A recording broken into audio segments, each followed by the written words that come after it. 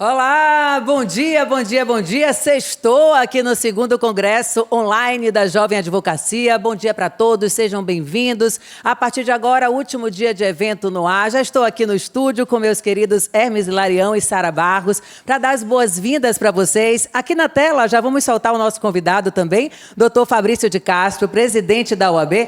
Já está também doutor Pablo Stolze, que daqui a pouquinho vai encabeçar o nosso painel. Mas eu quero dar bom dia para vocês, gente. Expectativa aqui para esse evento. Vamos começar com o Fabrício para trazer os números e avaliar esse sucesso que reúne tantos advogados e advogadas. E eu posso falar, Fabrício, de todo o Brasil. Milena, se transformando cada vez mais na cara da OAB, tá certo? Bom dia, Sarinha, bom dia, Hermes, bom dia especial para Pablo Stolze, amigo queridíssimo. Estou muito feliz, Milena, porque a OAB da Bahia fazendo um evento de qualidade espetacular, professores do Brasil inteiro, homens, mulheres, jovens, enfim, quase 7 mil inscritos. Pablo, quase 7 mil inscritos, muitos painéis com mais de 1.000 pessoas online, e isso só está ocorrendo graças à competência de Sarinha, de Hermes, de toda a diretoria da OAB Jovem. A função nossa na OAB é permitir que quem quer trabalhar, faça. E eles é que são os responsáveis por todo esse sucesso. Eu vim aqui hoje dar um abraço em toda a Jovem Advocacia e, obviamente, assistir a aula de Pablo. Pablo é meu professor, eu sou um dos alunos mais antigos de Pablo, viu? Porque a gente ainda era estudante, eu já era aluno dele, tá certo? Fui colega de turma dele, ele é quem dava aula pra gente. Na época ele não dava só de direito civil, não, dava de direito civil, direito penal, processo civil, era o nosso Pontes de Miranda. Então, bom dia a toda a advocacia e vamos gastar nosso tempo com ele, que é o nosso mestre, Pablo Stolze. Muito obrigada, doutor Fabrício. Deixa eu passar a palavra um pouquinho aqui para Hermes, para Sara, para fazer uma avaliação breve do evento. Sara, você esperava que seria esse sucesso todo? Já estamos aí, como ele bem disse, mais de 7 mil inscritos? Bom dia a todos e a todas. Queria inicialmente agradecer. Presidente, muito obrigada. Obrigada pela confiança. Obrigado por depositar a sua confiança no trabalho da Jovem Advocacia e permitir que a gente realizasse esse evento. Agradecer mais uma vez ao diretor tesoureiro Hermes Hilarião, que é membro honorário vitalício do nosso conselho e caminhou de mãos dadas o tempo inteiro no evento, organizando, colaborando, fazendo tudo acontecer, cuidando de cada pedacinho da programação, que é uma programação muito extensa. A gente conseguiu reunir 200 pessoas em uma programação, isso dá muito trabalho. Hermes cuidou de todos os detalhes comigo, da cor que a gente escolher para o estúdio, até o último detalhezinho que a gente precisasse, da cor do papel, da cor do card. Então, assim, sem a ajuda dele, esse evento não estava acontecendo, e sem a confiança de Fabrício no nosso trabalho, não estaria acontecendo, porque Fabrício diz assim, façam acontecer, e ele confia de verdade no trabalho. Então, a gente quer agradecer, mas principalmente a quem está assistindo, porque se a audiência está dessa forma, se as pessoas se inscreveram tanto, é porque elas de fato estão gostando, de fato elas acreditam e reconhecem o trabalho da Jovem Advocacia da Bahia. Então, Milena, a gente está muito feliz. E queria agradecer mais uma vez a Pablo, meu querido professor. Eu sou fã de Pablo, eu fico muito feliz em a gente tê-lo mais uma vez no evento da Jovem Advocacia, e a expectativa da Jovem Advocacia para assistir ele é sempre incrível. Pablo, que eu acho que fala de todos os temas que você imaginar, eu também tenho os livros dele. Quando o Fabrício fala aí que ele perpassa por várias áreas, eu sou fã incondicional, estou aqui de tiete hoje e vim para escutá-lo. Plateia grande e ansiosa, viu, doutor Pablo? Não é, Hermes? Expectativa grande, último dia do evento, e que bom já começar assim, com essa personalidade de peso do nosso segmento jurídico, ele que já está lá preparado para instantes, gente, você que está acompanhando, começar a palestra, né, doutor Hermes? Bom dia a todos e a todas, especialmente a advocacia que está nos assistindo, cumprimentar a Milena, a Sarinha, cumprimentar o nosso presidente, o nosso líder, Fabrício de Castro, o professor Pablo Stolze, esse queridíssimo amigo da advocacia, e dizer que o evento tem sido uma grande realização, justamente porque as pessoas que estão envolvidas amam fazer isso, amam fazer evento, gostam de estar aqui, gostam de se envolver, de cuidar de cada detalhe, como a Sarinha mencionou, e graças ao apoio também que a gente tem da diretoria, de Fabrício especialmente. Então, os meus parabéns à força da advocacia, à capacidade da advocacia de realização, e faço isso tudo na pessoa de Sara. Como eu brinquei na abertura, ontem Gana também brincou muito com isso, eu, na verdade, sou um verdadeiro estagiário, Fabrício brinca muito com isso, mas eu faço isso com muito prazer, estou aqui com muito prazer. Então, um bom dia a todos e a todas. Teremos diversos painéis, vamos encerrar o dia com o professor Rogério Sanches. Então, hoje vamos iniciar o dia com Pablo Stose. Fabrício brincou, mas Pablo é um dos homens do direito do Brasil, uma das figuras do direito do Brasil, um doutrinador.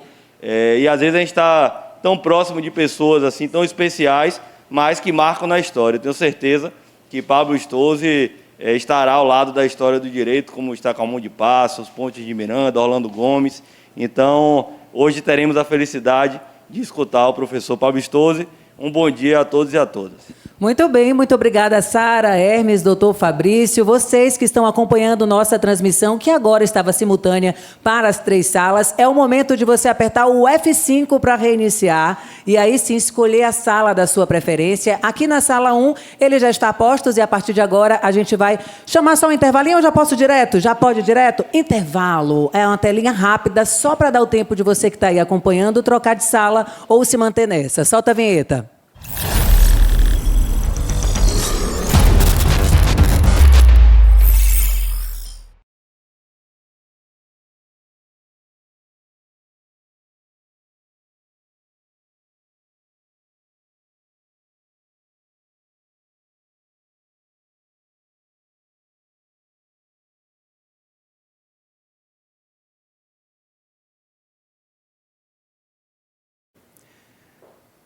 Vamos que vamos, agora sim, tudo ok? Eu nem agradeci o nosso grande apoiador, Jus Brasil, de onde a gente tem aqui a sede do nosso estúdio e da nossa transmissão. Agora tudo pronto para a primeira palestra, Direito Civil e Pandemia. Algumas reflexões, e será neste primeiro momento em formato de palestra mesmo, porque o nosso juiz, Pablo Stose, tem muito a nos oferecer. Quero já colocar ele aqui na tela e deixá-lo com a palavra para, a partir de agora, a gente começar o nosso primeiro painel. Seja muito bem-vindo. Vou sentar aqui e apreciar todo o seu conhecimento.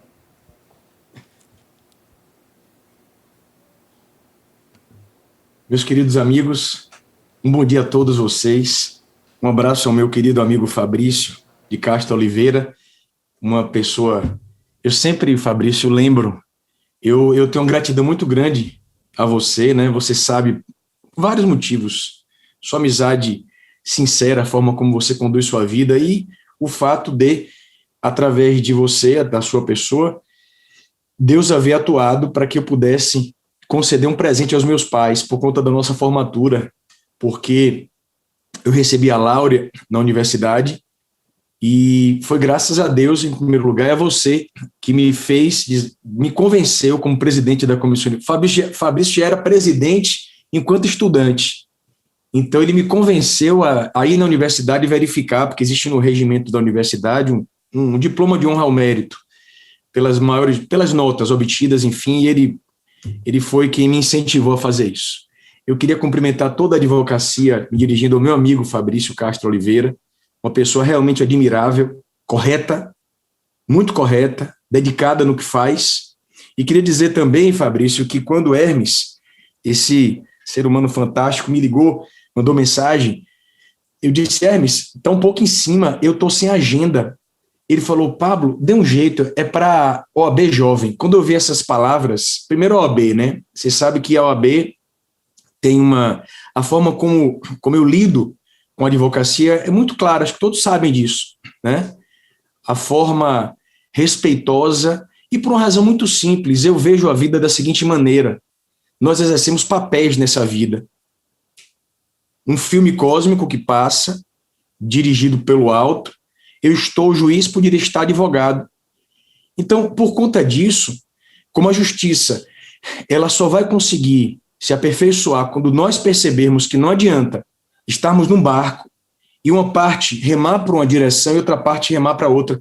Então, todos sabem como me porto, eu sempre me portei. Então, faça um teste um dia, vá na unidade em que eu trabalho, quando retornar ao trabalho presencial. Quero falar com o doutor Pablo. Minha porta vai estar aberta sempre. Não tem horário. Não tem horário. Eu costumo brincar dizendo que minha porta está trancada quando eu vou ao toalete, porque minha maçaneta está quebrada. Então, se eu não trancar, você pode me flagrar numa situação difícil. Então, é a forma realmente como eu vejo. Obviamente que eu vou exercer a minha função como juiz. Claro que eu vou dar razão a uma das partes, mas veja, o respeito perpassa tudo. A forma de você se conduzir. E a forma como você se conduz, ela é muito importante na sua atividade, sobretudo para quem começa, Sarinha. Parabéns, Sarinha, pelo trabalho, por esse evento belíssimo. Parabéns, que honra estar aqui com vocês. Eu não podia dizer não para a advocacia jovem, meus amigos. Então, eu queria aqui hoje trazer uma temática, e em seguida vocês vão ter um grande professor, meu amigo José Andrade, um grande professor de prática jurídica. Recomendo que vocês vejam o perfil Direito de Família na Prática dele, no Instagram, vale muito a pena, tá? Direito de Família na Prática. E eu queria aqui trazer uma reflexão sobre a pandemia pelo seguinte, Fabrício, eu conversava com uma médica pediatra, que eu respeito profundamente, professora aqui da Escola Baiana, enfim, ela me dizia, Pablo, nós não saímos da pandemia. Podemos falar em onda, a onda A, onda B, onda C, mas não saímos da pandemia. Desde quando direito civil e pandemia é falar direito civil e realidade atual do nosso direito. Porque ainda vivemos esse momento tão difícil para a humanidade, sobretudo nesse momento no Brasil, né? Mas, enfim, no mundo inteiro sofremos por conta disso. Veja, eu não posso deixar de começar fazendo uma observação para vocês prática, porque eu quero uma palestra, obviamente que eu escolhi alguns temas para falar aqui. E eu fiz um recorte inicial, uma premissa, tá? Sempre que eu falo da pandemia, eu lembro a vocês, isso que eu vou dizer agora é muito útil para a sua petição inicial, para a sua contestação, para o seu recurso. É muito útil você colocar um parágrafo na sua peça. E lembre, sempre faça peças objetivas. Se o caso merecer que você escreva muito, ok, faça uma peça mais longa, mas não use isso como regra. A boa peça processual é objetiva. Você quer ver uma coisa? Obviamente que eu não posso falar por todos os juízes, mas que mata o juiz do coração, aquelas peças no juizado, eu já peguei peça de 130 páginas.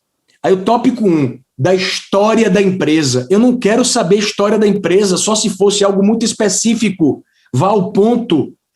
Essa é uma virtude, Fabrício, típica da atuação na advocacia de Orlando Gomes. Então, seja sempre objetivo. E por conta disso, eu quero dar uma dica a vocês. Me dirijo à advocacia jovem, meus amigos e amigas do coração. Se você vai tratar numa demanda de algum aspecto envolvendo a pandemia, eu acho interessante você começar dizendo o que é a pandemia da Covid para o direito. De forma muito objetiva, sucinta, é importante que você coloque para o juiz que a pandemia da Covid-19, quanto à sua natureza jurídica, é um evento fortuito de força maior. Por que eu estou dizendo isso? Porque houve muita discussão sobre o enquadramento categorial da pandemia.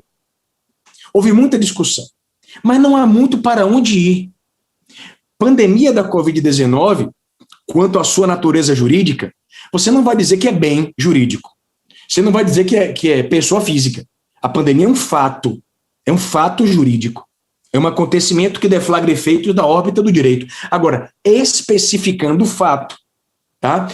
Sem abrir a discussão sobre a diferença entre caso fortuito e força maior, porque a doutrina digladia-se quanto a isso. É muito bacana, coloca até em nosso livro isso. Viu, Fabrício? É interessante. Se você comparar a obra da professora Maria Helena Diniz, grande professora, Silvio Rodrigues, outro grande jurista, se você pegar a obra de Maria Helena, Silvio Rodrigues, Orlando Gomes, Silvio Venosa, se você fizer um cotejo entre grandes autores, você vai perceber que uns dizem que caso fortuito é o imprevisível, força maior é o inevitável. Outros dizem o contrário. Se você comparar Álvaro Vilaça com a obra da professora Maria Helena, você vê a diferença. Aí você pergunta, mas professor, se eu num processo precisar defender perante o juiz, perante o tribunal, a natureza jurídica da pandemia, eu devo dizer, caso fortuito ou força maior, olha a dica que eu vou lhe dar. Olha a dica que eu vou lhe dar. O parágrafo único do artigo 393 do Código Civil, isso serve para qualquer área do direito, viu? Quando você fala de pandemia. O parágrafo único do 393 do Código Civil diz, olha a inteligência do legislador, enquanto a doutrina ficou se digladiando, brigando, para dizer o que é caso fortuito e força maior, o parágrafo único do artigo 393, tá? Do Código Civil, inteligentemente fez assim. Caso fortuito ou de força maior é o fato necessário cujos efeitos não se pode evitar ou impedir. Vou repetir, parágrafo único 393. Caso fortuito ou de força maior é o fato necessário cujos efeitos não se pode evitar ou impedir. Ou seja, o legislador inteligentemente não se envolveu no debate doutrinário entre caso fortuito e força maior, simplesmente dizendo, caso fortuito ou de força maior, verifica-se no fato necessário cujos efeitos não se pode evitar ou impedir. É exatamente o locus, a categoria em que se enquadra a pandemia da Covid-19. A pandemia é, sem dúvida, um evento fortuito ou de força maior, cujos efeitos não se pode evitar ou impedir. Ok. Aí vem, doutor Fabrício, querido presidente da OAB Bahia, um detalhe importantíssimo para a jovem advocacia. A pandemia da Covid-19, não se transformou numa espécie de princípio geral anulatório da segurança jurídica. Então você não pode chegar para o juiz dizendo assim, doutor juiz, meu cliente assumiu um débito de 2.000, mas ele não pode pagar por conta da pandemia. Doutor juiz, meu cliente deve 1.000, mas ele não pode pagar por conta da pandemia. Não é, veja, perceba, minha neurose de clareza, viu, Sarinha? Não é simplesmente você, numa peça processual, jogar a palavra pandemia e querer chegar a uma conclusão como essa, excludente de uma responsabilidade. Porque se lembre de um detalhe.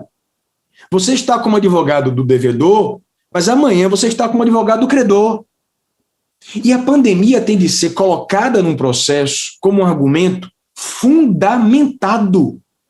Fundamentado. Então, por exemplo, se a pandemia impactou no seu contrato, fundamente isso de forma objetiva, mas não coloque simplesmente... Eu já peguei algumas peças processuais, Sarinha, viu, Milena? Dizendo assim, por conta da pandemia da Covid-19, muitos números de internamentos, etc., a empresa devedora não pode pagar. Não.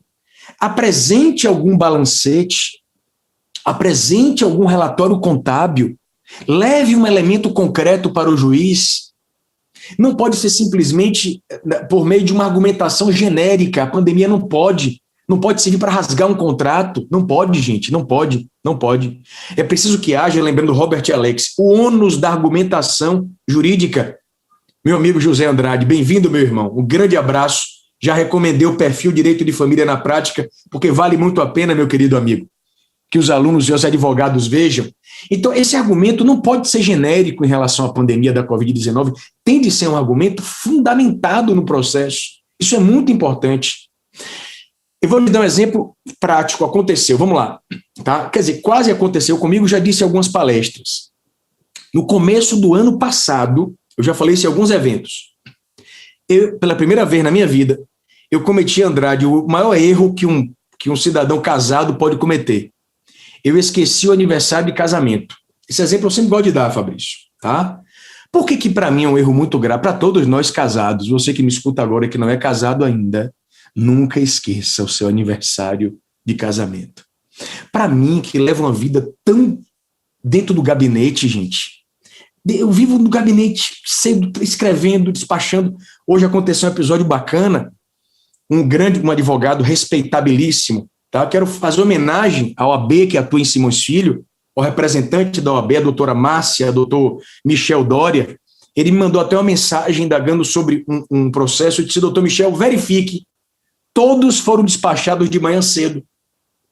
É claro que eu não consigo sempre, mas eu vejo isso como uma espécie de ofício de vida. Eu me mato para tentar deixar minha unidade em dia. Se eu não estiver conseguindo, é porque realmente é alguma razão superior. Nesse momento, por exemplo, a minha única assessora está de licença maternidade. Você imagina o que significa isso para mim? Eu vou ter de, em algum momento, contar com a compreensão dos advogados, mas, graças a Deus, tenho conseguido dar vazão.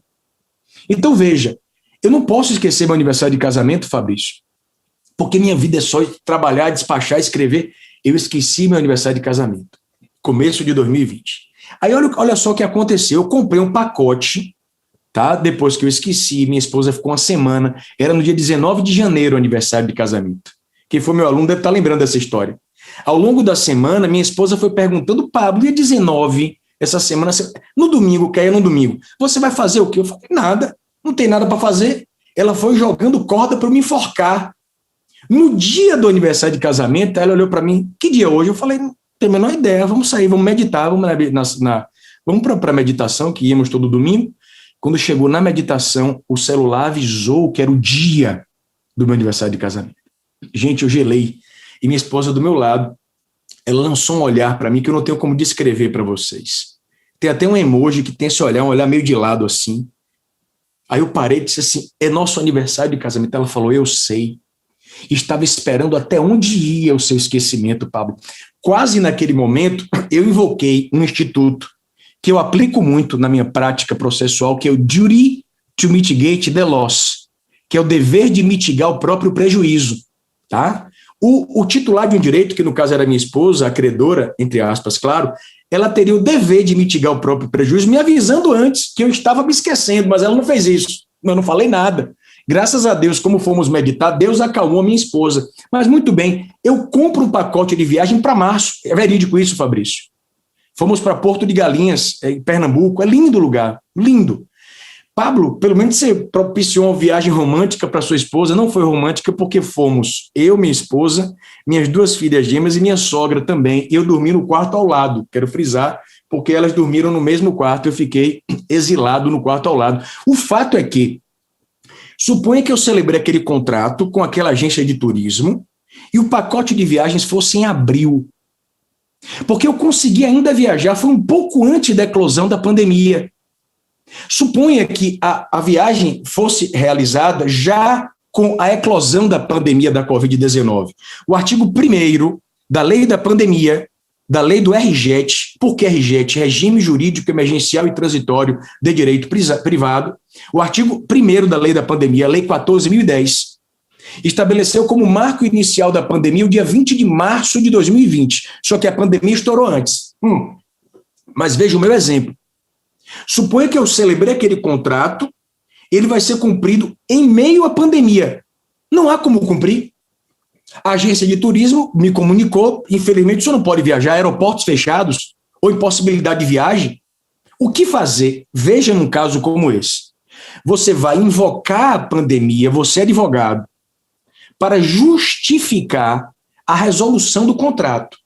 Você vai alegar que a pandemia da Covid-19, como o professor Pablo colocou no evento da OAB, à luz do parágrafo único do artigo 393, é um evento fortuito ou de força maior, que neste caso, nesse exemplo que eu dei, operou a impossibilidade absoluta no cumprimento da obrigação. Então a agência terá de devolver o valor que eu paguei. Tá? No que se refere a companhias aéreas, eu não teria tempo para explicar, mas há uma lei que disciplina isso, para devolução do crédito, etc. E isso é resolvido dessa maneira. Mas é muito importante, eu peguei esse exemplo para você entender que não basta você chegar na inicial e jogar o argumento, pandemia, não.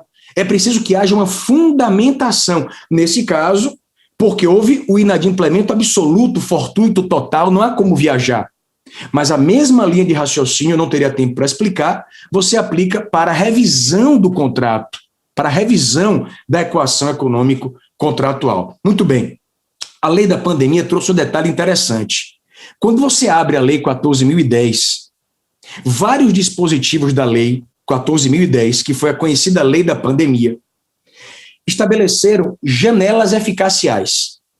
Eu vou traduzir isso porque eu tenho neurose de clareza e vou lhes trazer, Fabrício, doutor Hermes, uma situação prática para quem advoga. O que eu vou dizer agora não é só para a jovem advocacia, não. É para o advogado que milita atualmente. Olha só, qualquer advogado. Eu vou destacar um detalhe da lei da pandemia, para lhes mostrar como a pandemia, ela não acabou, infelizmente todos sabem disso, e os seus efeitos no plano jurídico continuam sendo sentidos e problemas estão surgindo para o advogado resolver. Quer ver uma coisa? Olha só. O artigo 5º da lei da pandemia diz que a Assembleia Geral de uma pessoa jurídica, exemplo, uma associação, suponha uma associação, uma Assembleia Geral, poderá ser realizada pelos meios eletrônicos, independentemente da previsão no ato constitutivo, até 30 de outubro de 2020. Professor, traduz aí, acione aí o mecanismo de neurose e de clareza. Presta atenção. Artigo 5º da Lei da Pandemia. Artigo 5º da Lei da Pandemia, 14.010. Presta atenção nisso. A Assembleia Geral de uma associação, por exemplo, suponha uma associação religiosa, um clube, muitos são associações, Fabrício. Suponha uma associação religiosa, uma associação de moradores de um bairro. O artigo 5º da Lei da Pandemia dizia o seguinte: até o dia 30 de outubro de 2020, a Assembleia Geral de Associados ou Assembleia Geral da pessoa jurídica respectiva pode ser feita pelo Zoom, pelo Google Meet, ou seja, pelos meios eletrônicos, mesmo que o ato constitutivo da pessoa jurídica não preveja essa possibilidade. Olha o que aconteceu na prática, fato verídico. Eu frequento um centro de meditação. Fato verídico, tá? Eu me lembro quando eu comecei a meditar, eu vi as pessoas meditando, disse, meu Deus, como é que essas pessoas meditam, Jesus? Como é que as pessoas meditam? Tem de ter uma técnica nisso, e tem. Eu comecei a frequentar o centro e frequento já há alguns anos. Um devoto do centro me ligou, eu já tenho pronta a minha resposta. Eu tento tirar a dúvida quando é genérica e digo, procure um advogado.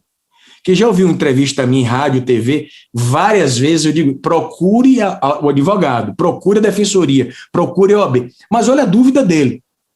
O templo de meditação é um local muito fechado e frequentado por muitos idosos. Ele não reabriu. A pandemia, nesse momento, até piorou. Vocês estão acompanhando aí que o clímax foi agora em março, não é? Março, abril. Muito bem. Ele fez, Pablo, temos um problema. A Assembleia Geral tem de ser realizada. E nós precisamos realizar pelo Zoom. Só que o ato constitutivo da pessoa jurídica, da associação, não prevê essa possibilidade. A lei 14.010, permitia assembleias eletrônicas até 30 de outubro de 2010. Só que a pandemia continua. E agora, Pablo, o que é que eu faço? Eu falei, procura um advogado. Tá? Agora, teoricamente falando, presta atenção, você que advoga. Fabrício, isso é interessante. Na minha visão acadêmica, na minha opinião acadêmica, mesmo que o ato constitutivo da pessoa jurídica não preveja assembleia virtual, eletrônica, pelo Zoom, pelo Google Meet, etc., o fato de haver sido realizada uma assembleia virtual, sobretudo nesse momento pandêmico, não significa nulidade automática. A assembleia pode se dar virtualmente.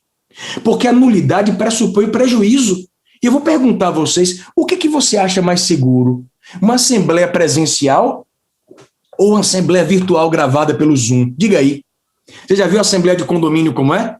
Meu Deus do céu, tem assembleia de condomínio que parece que você está no meio de uma guerra. Aí, quando termina a assembleia, o pobre do secretário, Hermes, que fez a ata da assembleia, não sei se já passou por isso, tenta colocar na ata ali o que está acontecendo.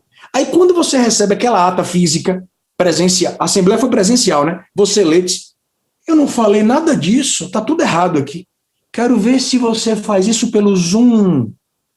Quero ver se você faz isso pelo Zoom, tudo gravado, com um linkzinho de segurança. Qual o prejuízo que há nisso aí, Fabrício? Qual o prejuízo que há? Nenhum. A nulidade pressupõe prejuízo. Não havendo prejuízo, olha a dica que eu estou dando. Mesmo a lei da pandemia estabelecendo, à luz do artigo 5º, friso para certas pessoas jurídicas, que assembleias virtuais só podem ocorrer até 30/10/2020, mesmo que ocorra depois, sem previsão no ato constitutivo, isso não significa nulidade total e absoluta. Não significa. E um outro recorte que eu trago aqui, já para etapa final, o tempo passa que a gente não sente, eu trago uma grande notícia para vocês aqui agora. porque eu tomei contato, inclusive eu coloquei isso no evento do Instituto Direito na Prática, no workshop de família, eu tomei contato com, aliás, foi uma live, salvo engano, Grande Andrade, numa das aulas que demos, eu tomei contato com uma decisão do STJ, Fabrício. Hermes, se quiser eu mando para o seu celular, você passa para os advogados.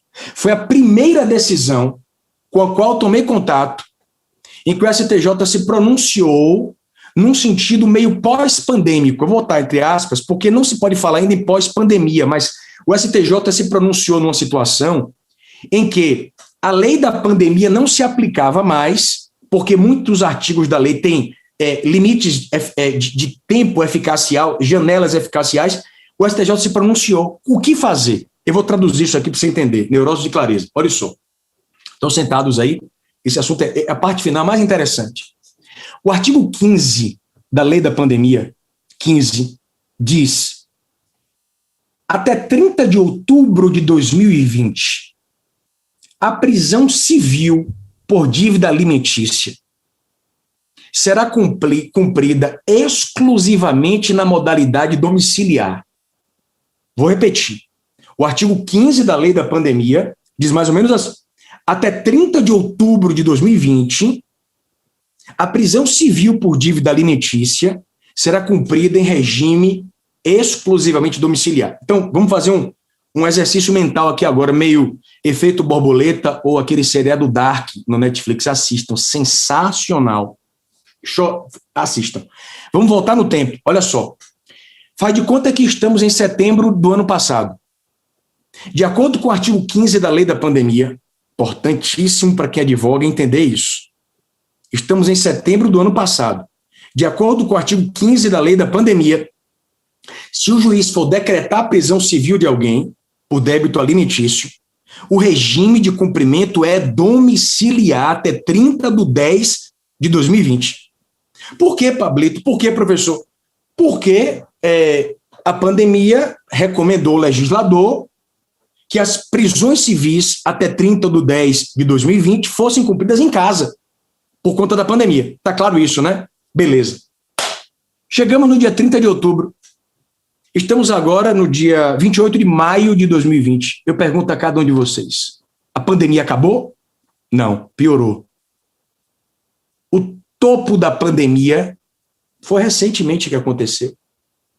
E aí eu pergunto a você que é advogado: uma vez que a lei da pandemia estabeleceu, presta atenção, que o regime domiciliar da prisão civil seria apenas até 30/10 de 2020 por conta da pandemia, da doença.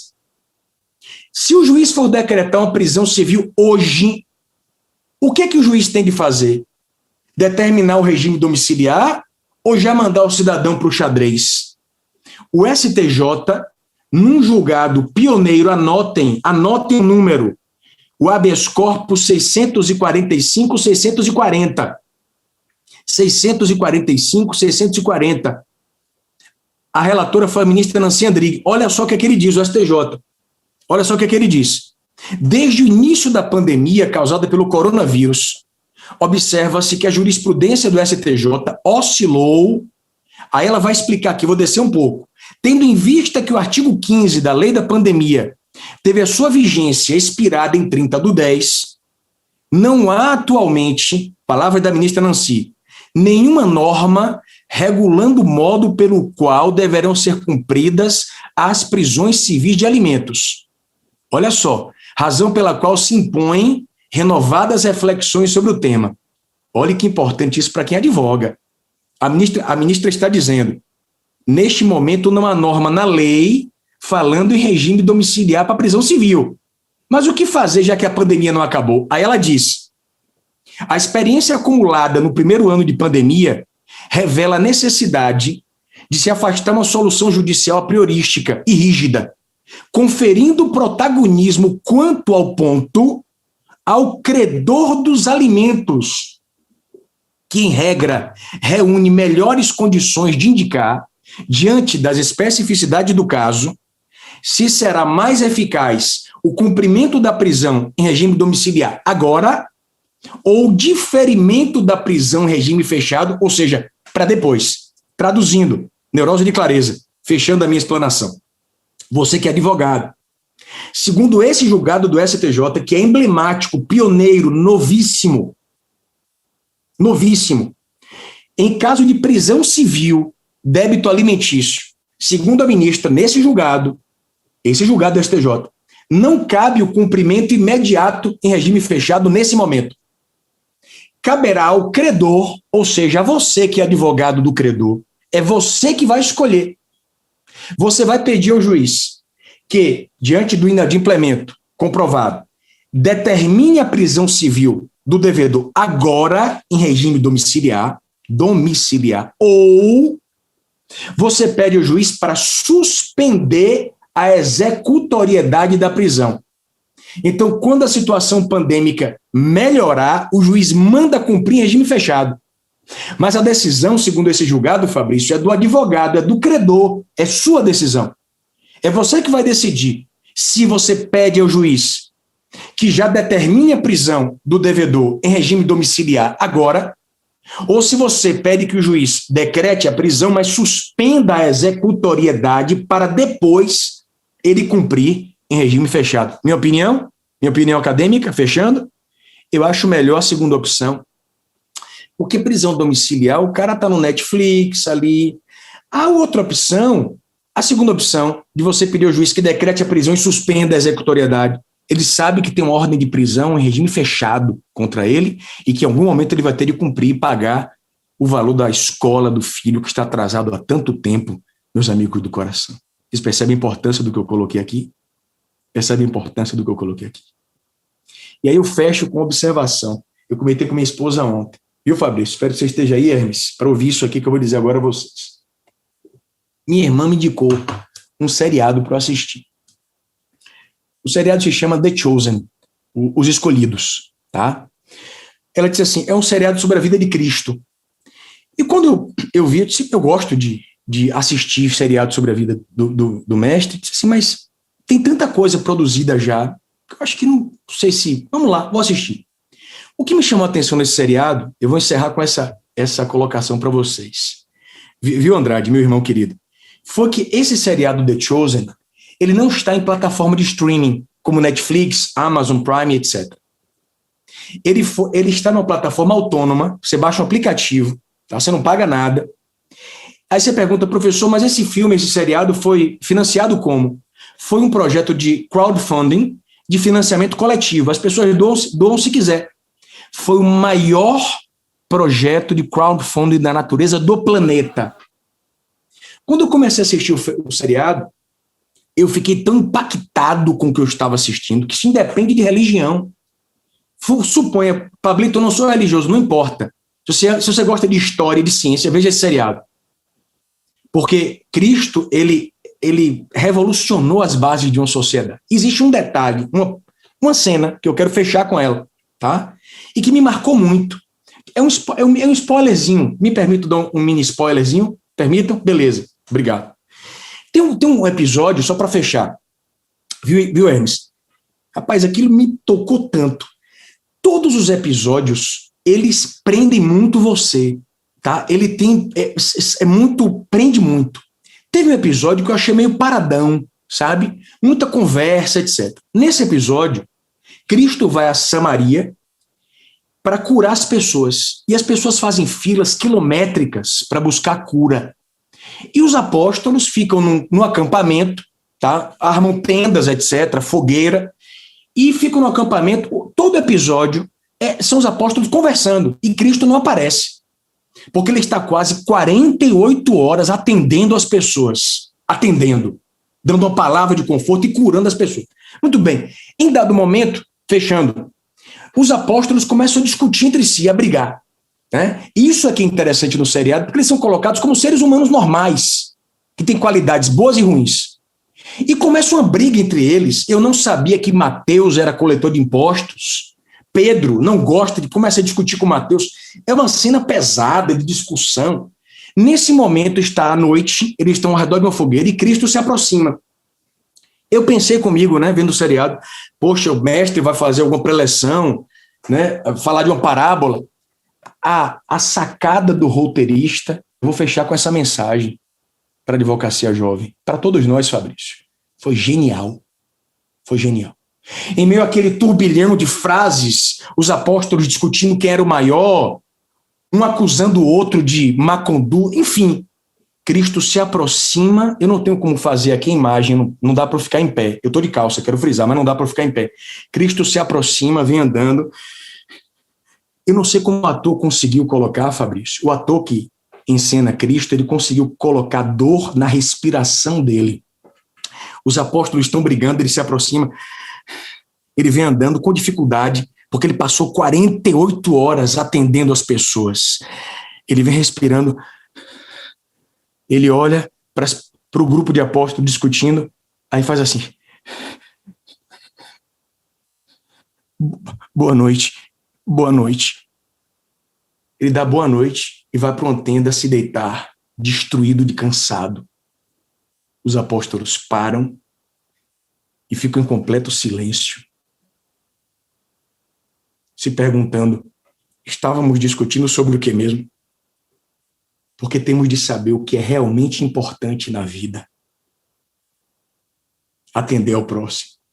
Cristo não deu uma palavra, só disse boa noite, passou por eles.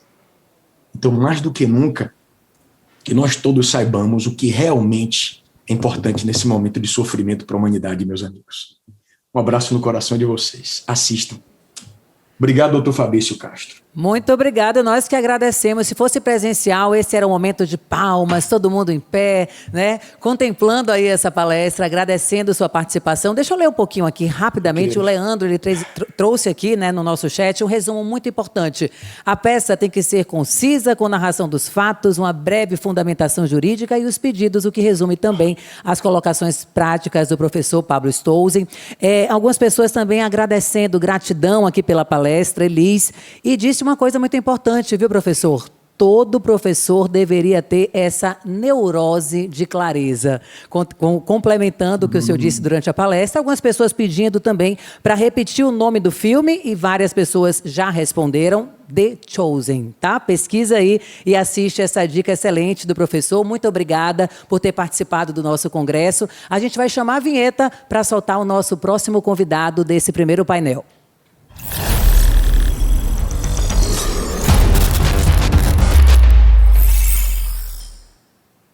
Muito bem, na sequência e sem desacelerar, a gente já convida agora nosso próximo palestrante, também juiz, José Andrade. O tema será medidas práticas e modernas para a localização de bens do devedor. Quero dar o meu bom dia especial e já convidá-lo aqui, ele que está também através do Zoom, para trazer também suas colocações. Bom dia.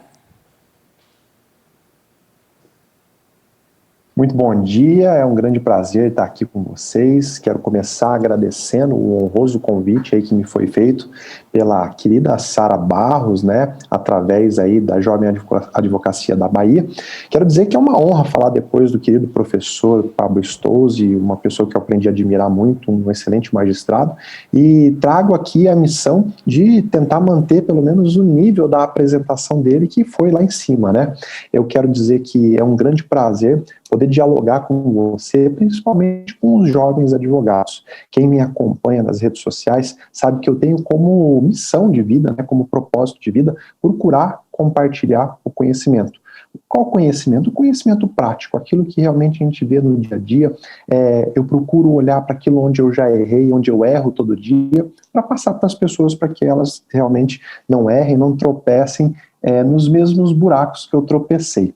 Vamos lá, então. Nosso tema é um tema muito instigante, e eu vou dizer por quê que já há algum tempo eu escolhi tanto falar sobre execução. Para você, principalmente, que é jovem advogado, talvez você nunca tenha olhado para esse viés da execução. Por que é tão importante você estudar, você se aprofundar não só na teoria, mas também na prática da execução, do cumprimento de sentença? Porque, meu amigo, a execução, ela é a razão de existir da justiça. Ela é a essência daquilo que realmente as pessoas buscam na justiça. Quando um cliente vai até o seu escritório, te contrata, apresenta um problema, ele não quer que você dê para ele uma sentença. ele quer efetivamente o resultado dessa sentença. E esse resultado você só consegue com a execução. Quando ele fala para você, eu tive o meu direito lesionado, eu quero uma reparação por dano moral, por dano material, o que ele quer é o dinheiro na conta dele. Ele não quer uma sentença onde o juiz diz que ele tem direito. Quando a gente começa a entender que o resultado que o cliente busca é a satisfação, a gente começa a olhar que se a gente não tiver todas as ferramentas práticas para tornar concreto aquilo que o cliente procura, realmente a nossa função não tem nenhuma razão de existir. E quando eu falo isso, eu falo para o advogado, eu falo para o juiz, eu falo para o promotor, para todos os atores do processo. E por quê? A minha função como magistrado não tem nenhum sentido se o processo demorar lá 1, 2, 3 anos e chegar no final, o credor não conseguir receber. O credor vai olhar para mim e vai falar, olha, a sua função não serve para nada. Eu tive um direito lesado, eu procurei um advogado, procurei a justiça e no final eu saí pior do que eu entrei. Porque além de ter tomado prejuízo, ainda gastei com custas, ainda gastei com honorários e ainda tive toda a chateação do tempo do processo. E eu estou dizendo isso para que aqueles que ainda não perceberam poder entender que entregar resultado para o cliente, saber como entregar resultado para o cliente é a essência do seu trabalho, do meu trabalho. A nossa justiça, ela perde a finalidade quando não dá resultado. Vocês já pararam para fazer uma autocrítica? Por que a justiça, e quando eu falo justiça, é justiça num todo, tá? Por que a gente anda tão desacreditado? Por que o nosso serviço anda tão desacreditado? Pela falta de resultado. Eu vou falar aqui mais adiante sobre Cisbajude, sobre ferramentas, né, de execução, mas eu posso te dizer de uma pesquisa recente que foi feita, presta atenção, em cada 100 pesquisas que se faz no Cisbajude procurando dinheiro do executado, a resposta positiva não passa de 10. Ou seja, é uma das ferramentas mais modernas, mas não muito efetiva. Eu estou fazendo essa introdução para você entender o quanto que é importante você estudar a execução. Porque também, meus amigos, olha, você sabe o quanto que é difícil, né? E você como jovem advogado sabe o quanto que é difícil conquistar um novo cliente, né? Mas eu posso te dizer, não adianta nada você lutar, conhecer todas as técnicas de marketing jurídico, você criar conteúdo nas redes sociais para atrair cliente, você levar anos para conseguir uma sentença para aquele cliente, se chegar no final, o cliente não ter efetivamente a satisfação daquilo que ele procurou. Todo o seu trabalho pode ser em vão. Você deve estar pensando, professor, mas dar resultado, conseguir a satisfação do crédito, não depende do advogado. Olha, eu posso te dizer que em 90% dos casos, sim, depende do conhecimento que o advogado tem das ferramentas de execução. Vamos deixar 10% para não, obviamente, né? Às vezes o seu cliente fez um negócio com uma pessoa que está literalmente quebrada, não tem patrimônio. Às vezes o devedor efetivamente, ele não paga porque ele não quer, né, porque ele não tem, não é porque ele não quer. Então vamos deixar para 10% aquele percentual de realmente não há culpa nenhuma, nem do cliente e nem do profissional que o atende. E olha, eu vou provar ao longo dessa exposição que o que eu estou dizendo se aproxima efetivamente da verdade, tá? Eu vou contar uma história que, inclusive, o Bruno, que está aqui na minha frente, ele gosta muito. É a história do médico que só conhecia o exame do raio-x. Eu não sei se você já ouviu essa história. Imagina que você está com uma dor nas costas, uma dor muito forte nas costas, e aí você procura um médico. Só que esse médico, ele só conhece o exame do raio-x, ele não conhece a ressonância, o ultrassom, ele não conhece todos os exames mais modernos que existem. E aí ele te examina e fala, olha, eu preciso de um exame, vai lá e faz um raio-x. E aí você vai lá, faz um raio-x, obviamente que não aparece nada, o seu problema não é no esqueleto, né, não é na parte que aparece no raio-x, você volta para o consultório, mostra o exame, o médico olha, não consegue concluir nada, para não ficar sem resposta, ele te dá um exame, te dá um remédio e te manda embora. Você toma aquele remédio, mas o problema continua. A dor continua. Por que eu estou te dizendo isso? Porque na execução acontece de uma forma muito parecida. Muitos profissionais só conhecem aqueles sistemas de busca tradicionais, aquelas ferramentas de buscas mais conhecidas, e aí não conseguem chegar no resultado final. Se esse médico conhecesse a ultrassonografia, a ressonância magnética, ele teria muito mais chance de conseguir dar um resultado positivo para aquele paciente. E na execução, meu amigo, é exatamente assim. E olha, essa introdução é necessária para você entender e conseguir superar o maior problema hoje do jovem advogado, que é a conquista de novos clientes. Grava uma coisa aí, ó. Quem entrega resultado não precisa correr atrás de cliente. A partir do momento que você tem um cliente e você entrega o resultado para esse cliente, a chance dele te trazer um novo cliente é muito grande. A partir do momento que você tem 10 clientes e você não entrega resultado para nenhum, ou entrega só para um, muito provavelmente os 9 que ficaram insatisfeitos, eles não vão te indicar e a chance é grande de ainda sair falando mal do seu trabalho. E por quê? Porque o cliente não necessariamente sabe de quem é a culpa pelo não resultado da execução. Meus amigos, é uma coisa muito importante, tá? E o estudo da execução é tão importante que a prática sofre alteração constantemente. A nossa sociedade vive em constante transformação. A forma como a gente se relacionava no ano passado já não é mais a forma como a gente se relaciona hoje. A forma como as pessoas tinham conta em banco não é a mesma, né? Não é mais a mesma do que há um ano atrás. Hoje nós temos as fintechs, hoje as pessoas se relacionam digitalmente. Nós vamos falar hoje aqui de plataformas de serviços. É tão importante que você conheça as ferramentas mais modernas, porque são nessas ferramentas que podem estar escondido o patrimônio do devedor, o dinheiro do devedor. Olha, um último ponto sobre essa introdução. Por que é tão importante você estar antenado sobre o que há de mais moderno? Porque na maioria das vezes, nós, os magistrados, os tribunais, eles não caminham na mesma velocidade. Eu conheço inúmeros magistrados e eu faço aqui uma autocrítica.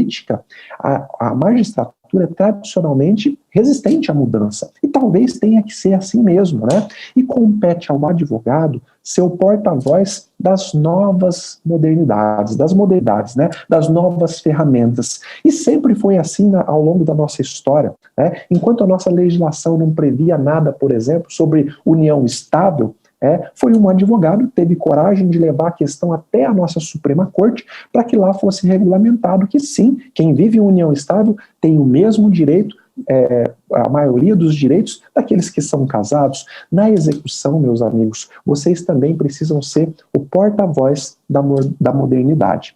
Ah, professor, mas eu faço determinado pedido na execução lá na minha comarca e o juiz só indefere, o juiz fala que ele não está cadastrado no sistema. Olha, meu amigo, se fosse fácil, todo mundo estava aí, né, nadando de braçada. É difícil, a nossa profissão é difícil, a sua carreira como advogado vai ser difícil. O que eu quero te dizer é que você precisa ter um detalhe no seu DNA. Para você alcançar o sucesso na sua advocacia e principalmente para dar resultado para os seus clientes, você tem que ter uma característica no seu DNA, que é o inconformismo. Se você se conformar com o não, se você receber lá um indeferimento de um pedido e você falar, tudo bem, nunca mais formula esse pedido, pode ter certeza que talvez você não está na carreira certa. O advogado tem que ser naturalmente inconformado. É claro que inconformado com todo o respeito, né? Se o juiz indefere, você vai apresentar um recurso, vai fortalecer com argumentos, vai convencer o tribunal. Se o tribunal indefere, você vai tentar junto ao Superior Tribunal de Justiça, e olha, é o Superior Tribunal de Justiça aquele que unifica o entendimento da nossa legislação federal. O que eu estou querendo te dizer é que falar sobre execução é simplesmente fundamental para o sucesso de qualquer profissional. Tá? Eu fiz essa abertura para a gente poder entender que não adianta a gente ficar falando de ferramenta isso, se esbajude, renajude, Deus nos ajude, se você não tiver na essência que efetivamente a gente precisa caminhar para uma justiça de resultado. A justiça só tem sentido quando ela dá resultado. E nós, magistrados, também precisamos internalizar isso. Magistrado que fica colocando dificuldade em todos os pedidos não conhece a essência da sua profissão. Não sabe que ele está aqui para servir. A nossa função é servir. Não tem nenhum sentido a gente ser remunerado e muito bem remunerado para não dar resultado, para ficar colocando entrave. Se a pessoa tem um problema e procura justiça, e eu, como juiz, faço ela sair pior do que ela entrou, eu não estou cumprindo a minha função. Então nós precisamos mudar a nossa consciência. Eu falo isso aqui, de peito aberto no Congresso da Jovem Advocacia, porque são vocês, jovens advogados, que vão poder mudar essa realidade. Vocês, jovens advogados, que vão trazer as novas postulações, os jovens advogados que daqui a pouco também vão compor os quadros da magistratura. A gente só tem esperança quando a gente tem uma mudança de mentalidade. Eu queria, nessa introdução, chamar você para ter essa mudança de mentalidade. Inconformidade, justiça de resultado. Quem entrega resultado não precisa correr atrás do cliente.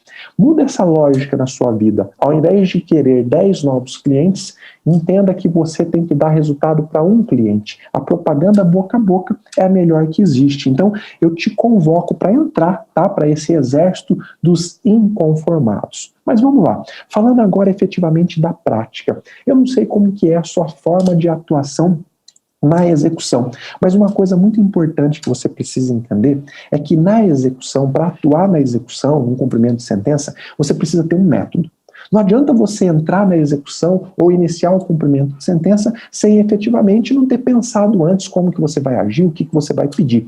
Aliás, para tudo que você faz na vida, você tem um método. Você pode até não ter percebido, mas tudo que você faz na vida, você tem um método.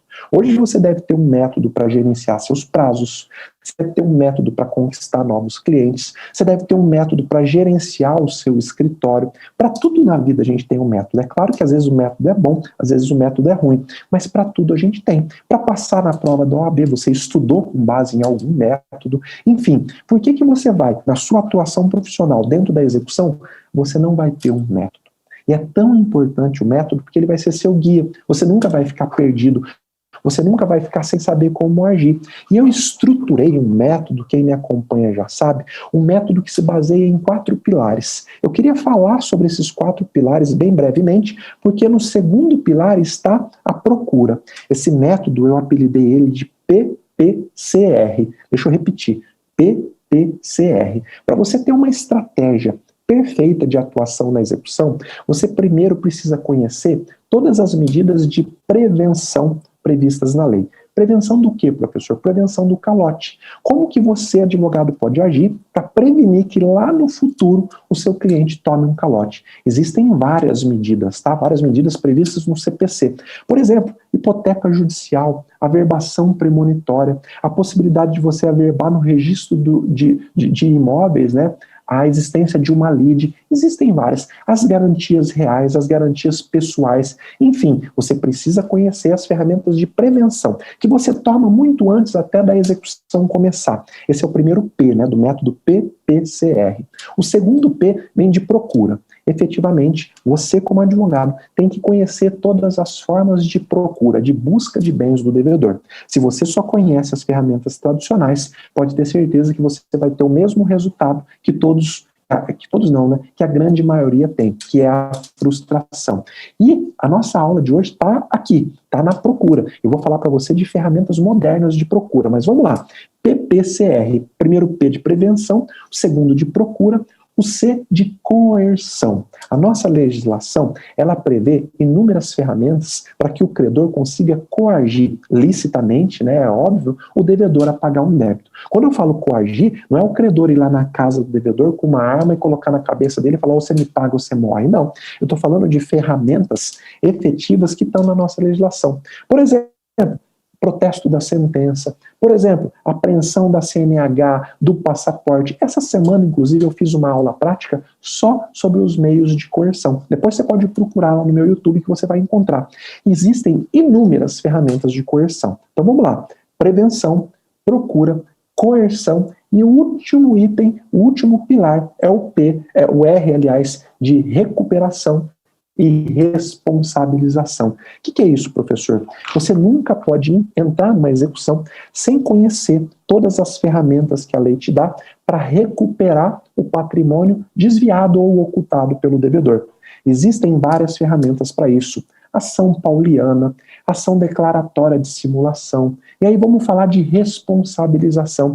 Não sei se você sabe, mas a própria lei permite que você consiga responsabilizar um terceiro pelo pagamento da dívida do devedor, uma outra pessoa. Vamos falar aí, desconsideração da personalidade jurídica, responsabilização de grandes grupos econômicos, há inúmeras, penhora de bem registrado em nome do cônjuge do devedor, inúmeras ferramentas. Eu quero te dizer, então, que a partir de hoje, você tem a obrigação de começar a conhecer esses 4 pilares. Sem eles, você vai estar entrando numa execução como uma aventura, como quem entra numa aventura, delegando para a mão do juiz, para a mão do servidor, o sucesso da sua execução. Mas você pode ir muito além, você pode ir mais. Se você tem um método para tudo na vida, a partir de agora, você vai ter um método para a sua execução. Mas olha, é claro que não é sempre assim, né? A maioria costuma entrar em uma execução sem ter nenhuma estratégia, utilizando apenas os sistemas tradicionais.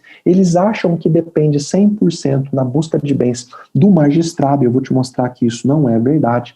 E uma coisa que eu quero que você fixe aqui, geralmente, quem tem essa atitude comum de não ter estratégia, de usar só os sistemas tradicionais, acaba tendo um resultado comum. Qual que é o resultado comum? Frustração.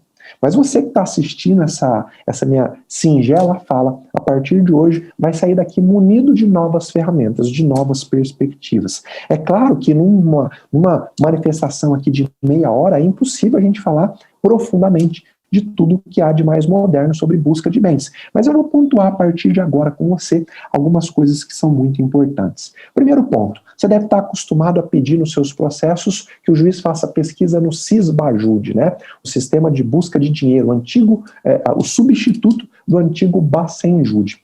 Uma nova função do Bacenjude, você já deve ter ouvido falar, que é a famosa teimosinha, né? O que é a teimosinha? O juiz, antes, né, quando ele se valia do Bacenjude, ele falava assim para os bancos, olha, busquem dinheiro do devedor que tem esse CPF ou esse CNPJ. E o banco buscava por até 24 horas. Se tivesse dinheiro na conta em 24 horas, o dinheiro era bloqueado. Agora não. Com a teimosinha, o dinheiro pode ser buscado por até 30 dias. Tá? Então, o juiz manda a ordem, o banco recebe a ordem e fica tentando achar dinheiro por 30 dias. Por quê? Em 30 dias pode ser que caia um crédito na conta do devedor, pode ser que caia um aluguel que ele recebe, pode ser que caia um pagamento de algum crédito que ele tem. Enfim, é claro que o sistema melhorou. Antes só se fazia a busca por 24 horas, agora por 30 dias. Mas essa é uma função que demanda o juiz marcá-la no sistema. Não é automático. Então o que eu quero te dizer? Você tem que pedir. Você como advogado tem que peticionar. Mesmo que no seu processo já tenha sido tentado o Sisbajude, você vai lá e diz, olha, excelência, agora há uma nova função, é a teimosinha. Eu quero que se reitere o pedido de busca no Sisbajude, mas que seja marcada a busca por até 30 dias. O juiz, quando vai utilizar lá o sistema, ele escolhe por quantos dias que a busca vai ser feita. Então você precisa ser expresso que você quer a busca por até 30 dias. Mas se você acha que isso é o que há de mais moderno, eu quero te dizer que você pode juntar 2 sistemas. A teimosinha com o sistema SAB. Eu não sei se você já ouviu falar do sistema SAB. O sistema SAB foi um sistema desenvolvido pelo TRT da 18ª região. O que o TRT da 18ª região fez? Ele automatizou a busca pelo Sisbajude. Eles criaram um programinha que, quando o juiz determina a busca de dinheiro, esse programinha fica mandando ordem para o Sisbajude todos os dias, até achar dinheiro. Com o sistema SAB, a teimosinha, ela vai muito além de 30 dias. Ela fica reiterando o pedido de bloqueio indefinidamente até encontrar patrimônio. Ah, professor, mas eu posso usar isso no meu processo que tramita aqui no interior da Bahia? Depende. O TRT da 18ª região, ele abriu esse sistema para fazer convênio com todos os tribunais do Brasil, não só com os tribunais do trabalho, mas com todos os tribunais da justiça comum. E muitos já fizeram convênio e estão utilizando esse sistema. Então, seu primeiro passo é verificar se o seu tribunal, o tribunal onde está a sua execução, tem convênio com esse sistema, porque se tiver, você precisa pedir. E pode ter certeza que vai ser muito mais efetiva aquela busca que fica acontecendo indefinidamente, não só por 24 horas, não só por 30 dias, mas por muito tempo. E olha, eu estou falando num congresso da OAB. Obviamente que se na Bahia o Tribunal de Justiça, por exemplo, não tiver esse convênio, a OAB é o principal ator ator que pode buscar a concretização desse convênio, conversar, fazer diligência junto ao tribunal, a corregedoria do tribunal, porque é um mecanismo que vai dar mais efetividade para a justiça, é interesse de todos. Então, fica a dica, se por acaso na Bahia ainda não houver esse convênio, a Jovem Advocacia pode fazer gestão aí junto com o querido presidente da OAB, para que vá ao tribunal, conclame o corregedor, para que esse convênio seja feito. Esse sistema é muito, muito bom, tá bom? Agora vamos falar de situações da vida moderna. Hoje, quando você quer pedir uma comida, o que você usa? Você usa o iFood ou algum aplicativo semelhante. Quando você quer se deslocar para algum lugar, o que você usa? Você usa o Uber ou algum aplicativo semelhante. Quando você quer contratar qualquer tipo de serviço, como um serviço de aluguel, por exemplo, você vai fazer uma viagem, o que você usa? Usa um aplicativo, o Airbnb. Por que, meu amigo, então, que você acha que na hora de buscar bens do devedor, você pode desprezar essas plataformas de serviço? Eu estou te dizendo porque raramente eu, como juiz de direito, recebo um pedido assim, um pedido de busca nas plataformas digitais. Mas, ora, a nossa vida hoje está no digital e você não vai pedir nada? Olha, dependendo da sua execução, dependendo da ocupação do seu devedor, é muito comum que você consiga penhorar bens do devedor usando um simples pedido de ofício para essas plataformas digitais. Imagina aqui, então, o pai devedor de alimentos que trabalha como Uber. Obviamente que se você pedir para o juiz oficiar para o Uber para que bloqueie o saldo que ele tem a receber, está garantida a execução, a pensão vai conseguir ter efetividade. Se você ficar esperando efetivamente que ele pague espontaneamente, talvez isso demore bem mais, e quando você for pedir lá um cisbajude, o dinheiro não vai ser encontrado. Essas plataformas de serviço, eu não sei se você entende como que ela funciona por dentro, mas ela funciona mais ou menos assim. Eu, Zé, então, imagino que eu sou motorista de Uber. Então eu abro uma conta lá no Uber, e lá no Uber eu tenho uma conta, como se fosse uma conta bancária, eu tenho uma conta, tá? E eu cadastro junto ao Uber a minha conta bancária em uma instituição financeira. E aí eu vou fazendo as corridas e o Uber vai creditando aqui, ó, na minha conta do Uber, tá? Até o momento em que eu falo assim, Uber, pode transferir para minha conta bancária que eu quero levantar esse dinheiro. Quando o Uber transfere para essa conta bancária, o dinheiro pode ser bloqueado pelo cisbajude. Mas enquanto o meu dinheiro está aqui, ó, na conta do Uber, o cisbajude não alcança esse dinheiro. Por isso que a grande sacada é não só pedir o cisbajude, mas também pedir para o juiz oficiar para os aplicativos, para que diga se há saldo na conta interna da instituição. E se houver, que esse dinheiro seja bloqueado e não seja transferido para a conta do executado, mas para a conta judicial. Veja, eu estou falando aqui em aplicativos de transporte de passageiro. Existem aí, ó, Uber, Cabify, EasyTax, 99Tax, só aí eu te dei 4 opções. Plataformas de aluguel de imóvel. Hoje, quando uma pessoa quer alugar um imóvel, ela não vai em uma imobiliária tradicional, ela simplesmente abre um cadastro e faz o seu cadastro efetivamente em uma plataforma de aluguel de imóvel. Ó, Airbnb, Quinto Andar, Zap Imóveis, Viva Real, Imóvel Web, Trote de Imóveis, várias. Você faz uma simples pesquisa no Google, você vai achar várias plataformas digitais de aluguel de imóvel. Então, meu amigo, uma forma de você encontrar patrimônio do devedor é oficiando para essas plataformas. É óbvio que esses ofícios têm que ir encaminhado pelo juiz. Ah, professor, mas na minha comarca o juiz indefere tudo que eu peço. Meu amigo, lembra que no seu DNA tem que ter o inconformismo? Você vai peticionar, vai explicar para o juiz, ó, essa é a forma de se relacionar mais moderna. Você vai explicar isso para o tribunal. O tribunal pode ser resistente, mas com o passar do tempo, essa resistência vai caindo. Sempre foi assim, não vai ser agora que vai ser diferente, tá? Plataformas de entrega de alimentos, iFood, Uber Eats, Rappi, várias plataformas de entrega de alimento. Existem várias plataformas de prestação de serviço em geral, tá? Eu não sei se vocês conhecem, mas tem uma aqui muito utilizada na prática, que ela chama Singu. É um aplicativo que conecta os usuários a prestador de serviço de beleza, como manicure, cabeleireiro, maquiador, massagista, esteticista e várias outras dessas funções relacionadas à beleza. Imagina, se você advoga e tem uma execução no juizado especial, se você está executando uma pessoa que presta esse serviço, não adianta você ficar procurando dinheiro no cisbajude carro no Renajude, não. Você tem que usar essas plataformas, pedir para o juiz oficiar para esse tipo de plataforma. Meu amigo, minha amiga, a nossa sociedade avança. Se a gente fica para trás e pedindo só os sistemas tradicionais, pode ter certeza que a chance de você encontrar é muito pequena, tá bom? Vamos avançando aqui, é óbvio, eu queria passar o dia inteiro falando de todas as ferramentas existentes, de todas as coisas mais modernas, mas eu vou pontuar mais algumas aqui até em respeito ao nosso tempo, tá? Eu nem marquei o horário que a gente começou, mas eu também não quero efetivamente atrapalhar o andamento dos nossos trabalhos. Busca por criptomoeda. Você já ouviu falar de criptomoeda? Todas as criptomoedas, existem várias criptomoedas, né? Você não só pode, como você deve pedir para o juiz oficiar para as principais corretoras de criptomoeda no Brasil. A criptomoeda mais famosa é o Bitcoin, mas não existe só ela. O seu devedor, ele pode estar colocando o dinheiro dele em criptomoedas. Isso é muito comum, principalmente nas pessoas que têm maior renda, né? Às vezes a pessoa está lá com a conta bancária zerada, mas está cheio de saldo em criptomoeda. Deixa eu te falar aqui, ó.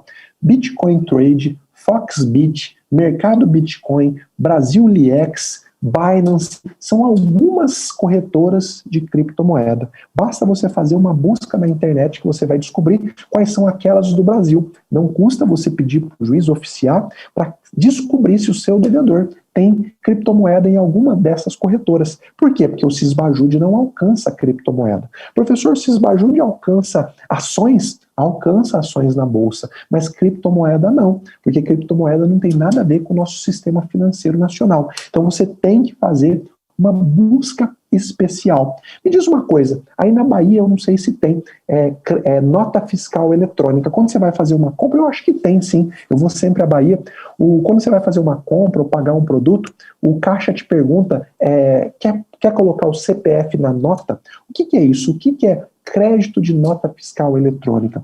É justamente o governo, para tentar incentivar as pessoas a pedirem nota fiscal, o que o governo faz? Ele lançou um programa, na maioria dos estados já tem esse programa, para poder te devolver em crédito, em dinheiro efetivamente, as suas compras, parte do valor das suas compras. Então eu vou lá, pago uma conta de um restaurante R$200, coloco o CPF, e um programa do governo me lança um crédito, vamos dizer lá, de R$5, e eu vou acumulando esse crédito, tá? E aí, meu amigo, tem gente que ao longo do ano acumula grandes quantias em crédito de nota fiscal. Você já experimentou pedir a penhora desse crédito? Tudo que tem valor econômico pode ser penhorado. Eu já vi execuções, principalmente no juizado, ter muito sucesso com esse tipo de penhora. Mesma coisa para crédito de programas de fidelidade. Você sabe que existem vários sites, eu não sei se você sabe, você vai saber agora, que trocam pontos de programa de fidelidade por dinheiro, que você pode vender. Você pode entrar lá e falar, olha, eu tenho 100 mil pontos no programa da Gol, e eu quero vender. E o site te paga R$10 mil, R$5 mil, R$1.000, enfim, de acordo com a cotação do dia. Ora, se isso é capaz de ser vendido, esses pontos também podem ser penhorados. Se você nunca fez esse tipo de busca, está na hora de você começar a fazer, tá bom? Mais um tipo de busca muito efetivo e que não depende da atuação do juiz. Você pode, não só pode, como você deve fazer sempre em toda a execução. Meu amigo, minha amiga, nós temos 27 estados. Então você tem, no mínimo, a obrigação de pedir para o seu estagiário, ou você mesmo, buscar no site dos tribunais dos 27 estados, para saber se o seu devedor tem alguma ação onde ele se diz credor de uma pessoa. É muito comum que você vai acabar descobrindo que aquele devedor do seu processo, ele é credor em uma ação que ele entrou contra uma empresa de telefonia, em uma ação onde ele pede uma indenização por dano moral. E o que você vai fazer? Você vai penhorar esse crédito, e para isso você não precisa da ajuda do juiz, basta que você diligencie e faça efetivamente essa busca. Mais uma busca moderna, e com ela eu vou fechar, porque ela é muito importante nos dias atuais. Eu não sei se você conhece como que funciona o nosso sistema financeiro nacional, mas algumas empresas são autorizadas a trabalhar como intermediadoras de pagamento digital. Por exemplo, eu tenho alguns cursos online, E eu posso, então, comercializar esse curso online, colocar à venda esse curso online através de uma intermediadora de pagamento. Uma empresa que vai vender para o aluno, receber e repassar para o professor. Isso é muito comum. Existem várias empresas que fazem esse serviço hoje. Esses intermediadores de pagamento, eles também têm a conta interna deles. Se eu, professor, vou vender o meu curso lá por eles, eu abro uma conta lá com eles e eu mantenho a minha conta na instituição financeira. Tá? E o que acontece na prática? Imagina, então, que é feita a venda de um curso. E essa venda é feita em 12 parcelas sem juros. E aí o aluno paga a primeira parcela e o sistema me avisa, fala, olha, você tem um crédito aí de R$50, que é a primeira parcela. E eu posso sacar esse crédito e determinar que ele vá para a conta da minha instituição financeira. Hoje, meus amigos, o Sisbajude, ele consegue alcançar o dinheiro que está lá na conta do intermediador de pagamento, mas ele não alcança os créditos futuros. Se eu recebi só uma prestação e eu ainda tenho 11 para receber, você só vai conseguir penhorar esse crédito através de um ofício enviado a esse intermediador de pagamento. Meu amigo, minha amiga, eu sei que isso pode parecer muita informação, eu tentei despejar aqui um monte de coisa, um monte de assunto para você, mas a minha maior e principal intenção é te dizer que você não pode mais se contentar com o mesmo. Você não pode mais entrar para essa guerra com as mesmas armas que você usava no passado. Se você continuar agindo com as mesmas ferramentas, talvez você vai continuar tendo o mesmo resultado. E olha, eu queria dizer, para fechar, que eu, como magistrado, eu tenho um compromisso de tentar fazer de tudo para melhorar o nosso sistema de justiça. Por isso que eu tenho falado tanto em efetividade, em levar adiante uma mensagem de esperança para todos nós. A gente está no mesmo barco. Se a justiça é mal vista, é mal falada, sofre eu, sofre você. Se a justiça não dá resultado, se a gente tem um credor insatisfeito, sofre a minha profissão, sofre a sua profissão. Só que, olha, a gente precisa ter uma esperança. E a esperança está em você, jovem advogado. Você que vai acreditar que a gente pode melhorar essa nossa justiça com as novas armas. Você que não vai mais se conformar com uma justiça que não dá resultado. E nós estamos todos juntos. Eu quero terminar com essa mensagem de esperança. Dizer que você pode contar comigo. Ó. Eu estou aqui sempre para o que der e vier, nas minhas redes sociais, em todos os lugares onde a gente puder aprender junto. Aquilo que está dando certo para você, eu faço questão de divulgar. Aquilo que eu vejo dar certo nos processos onde eu atuo, eu quero espalhar, eu quero levar adiante. Porque eu acredito na justiça e eu espero que você acredite também. Muito obrigado, fiquem todos com Deus. Muito obrigada, doutor José Andrade. A gente está aqui acompanhando o chat, as pessoas também agradecendo a sua participação, falando um pouco da sua palestra. Tem o Edson, que está aqui parabenizando o evento como um todo, os estudantes e advogados, está aqui recebendo os cumprimentos. Doutor José Andrade trazendo excelentes reflexões para a jovem advocacia. O método do PPCR é muito relevante. Os 4 pilares, né? Prevenção, procura, coerção, recuperação e responsabilização é a interação do nosso público que está acompanhando aqui. E olha, tem também os agradecimentos pelas suas postagens, né, nas redes sociais. É a Elis, ela diz, olha quem é, siga o professor José Andrade no Instagram, super generoso em compartilhar conhecimentos. E assim, agradecendo a sua participação, a gente finaliza esse painel. Vou colocar a tela em que apresenta agora os próximos palestrantes para que a gente organize a sala e já dê sequência na nossa segunda temática. Solta aí, pessoal.